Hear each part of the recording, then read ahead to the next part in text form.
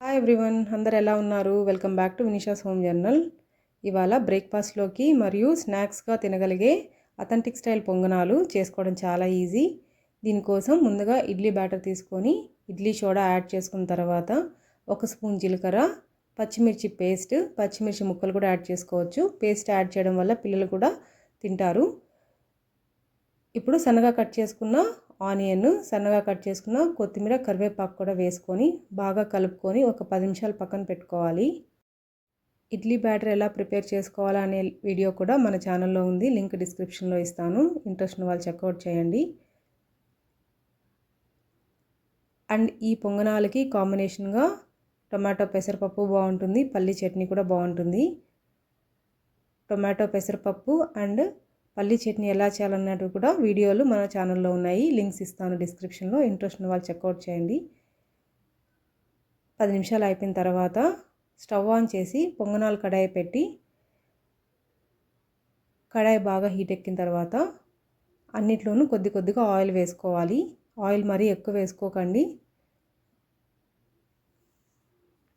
ఈ పొంగనాలని గుంట పొంగనాలని కూడా అంటారు.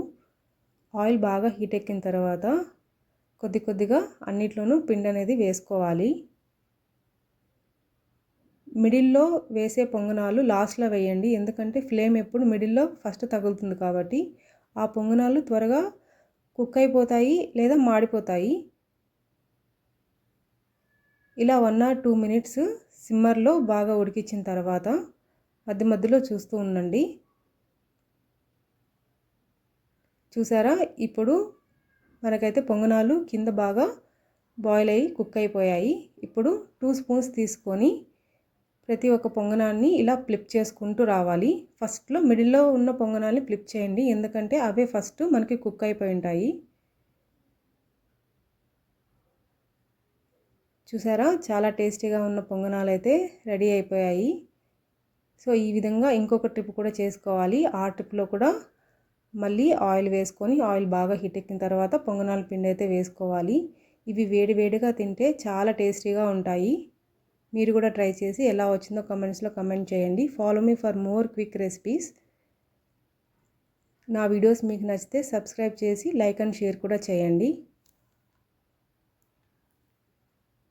ఇంకొక యూస్ఫుల్ వీడియోతో మళ్ళీ కలుద్దాం. Thanks for watching.